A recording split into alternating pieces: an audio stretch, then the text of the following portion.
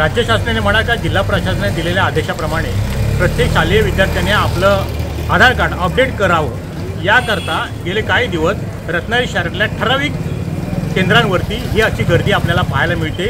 आज शाळेच्या मुली शाळा चुकवून किंवा शाळा बुडवून दप्तरासकट या ठिकाणी येत आहेत, दिवसभर थांबत आहेत आणि त्याच्यानंतर ते आपल्या घरी जात आहेत। पालकांना काळजी असते की मुलगी आपली वेळेवर येईल की नाही, ना इथे बसण्याची व्यवस्था आहे केंद्रांवरती, ना कुठं उभं राहण्याची आहे, पावसाचे दिवस आहेत, हे सगळं सारं चालू असताना सुद्धा जिल्हा प्रशासनाने कुठेतरी आता ह्या मुलांची काळजी घेत प्रत्येक गावामध्ये शाळेमध्ये कुठेतरी हे कॅम्प आयोजित करावेत एवढी सामान्य माणसाची रास्त अपेक्षा आहे। न पेक्षा काय अनुचित प्रकार घडला तर त्याला जबाबदार कोण असा प्रश्न पालकांकडून विचारला जातोय।